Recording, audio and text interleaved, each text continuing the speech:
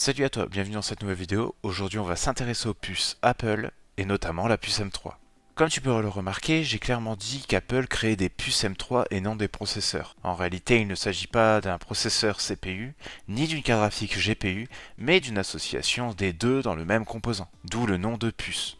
Tout d'abord, la puce M3 est un composant que tu peux retrouver actuellement dans le MacBook Air qui est sorti en mars 2024, mais aussi dans l'iMac. La marque a très certainement voulu faire part justement à son public des performances et de l'autonomie que peuvent générer ces nouvelles puces. Par la suite, Apple voudra très certainement ajouter ce composant justement dans les iPads, mais elle ne sera sûrement pas disponible dans les autres appareils comme l'iPhone. Sûrement à cause de raisons de fiabilité ou de stabilité. Il faut bien imaginer que votre puce justement M3, elle va être dans un endroit relativement cloisonné et à l'abri justement de tout flux de ventilation, donc de tout système de refroidissement. Donc peut-être qu'Apple a décidé de ne pas l'intégrer à ses nouveaux smartphones. Avant de commencer, que tu soutiennes la marque Apple ou non, il est intéressant d'expliquer d'abord l'intérêt de ces puces. L'intérêt des puces M à l'origine est de pouvoir augmenter le confort de l'utilisateur en bureautique, mais aussi dans le domaine professionnel, de par les performances qui en sont proposées. On peut facilement se retrouver à utiliser ce composant justement lors de traitements vidéo, de montage photo, mais aussi dans tout ce qui concerne le développement sur ordinateur.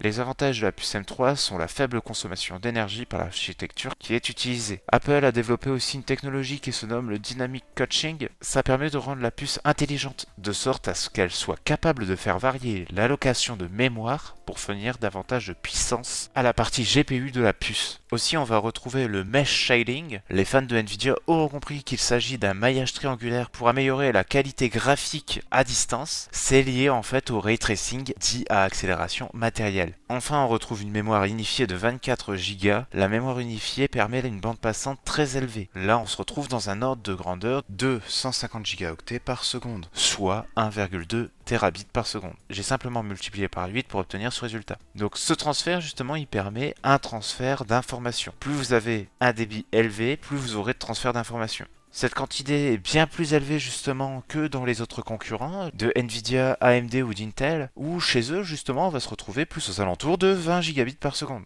La mémoire élevée permet aussi de centraliser l'ensemble des données à traiter et pour le fonctionnement d'applications. Ça permet d'éviter les bugs et les données transportées en double dans le cas où on venait à utiliser plusieurs espaces mémoire. C'est aussi utilisé pour l'intelligence artificielle, ce qui risque d'ailleurs très certainement de consommer une grande partie justement de cette mémoire unifiée. D'où pourquoi on se retrouve justement avec une mémoire de 24 Go.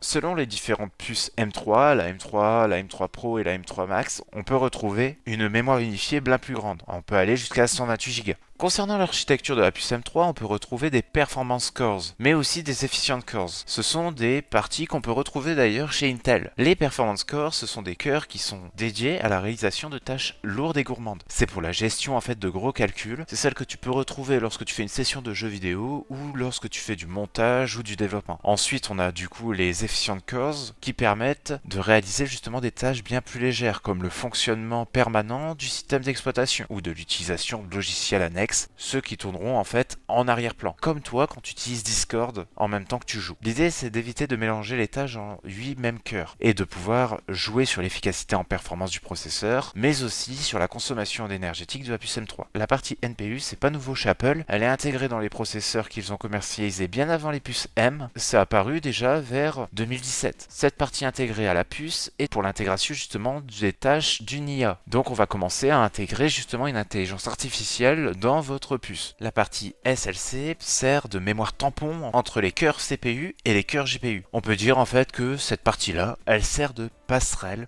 ou de point relais entre votre CPU et votre GPU. Dans la puce M3, tu peux retrouver 25 milliards de transistors qui sont gravés en 3 nanomètres. Ces transistors permettent l'augmentation et la régulation de puissance. Ils permettent de rendre ta puce plus performante. Plus tu en as, plus ta puce sera performante. Sans compter évidemment les différentes technologies qui vont intervenir. Si tu désires acheter un PC Apple intégrant la puce M3, tu vas devoir quand même sortir ton portefeuille, comme pour tous les produits d'ailleurs Apple. Donc si tu as l'ambition de jouer avec une puce M3, d'autres youtubeurs ont très certainement déjà réalisé quelques tests avec cette puce. Mais de mon point de vue, je pense que cette technologie, elle a besoin d'être encore grandement travaillée avant de pouvoir vraiment rivaliser avec les PC d'e-gamer. Ça ne sera pas l'équivalent, bien évidemment, en jeu d'un PC couplé avec un AMD Ryzen 7800X3D et une RX 6800 XT. On aura très certainement malheureusement pas du tout les mêmes performances. En revanche, par contre, côté professionnel, cette puce elle vend du rêve. Si tu souhaites vraiment réaliser des tâches de développement sur ordinateur, elle sera sans doute adaptée à tes besoins. J'espère que cette vidéo t'aura renseigné sur la puce M3 d'Apple. Si tu as apprécié cette vidéo, je te propose de regarder les autres vidéos que j'ai fait sur l'informatique et n'oublie pas de t'abonner et mettre un pouce bleu, ça permet de soutenir la chaîne. Merci à toi.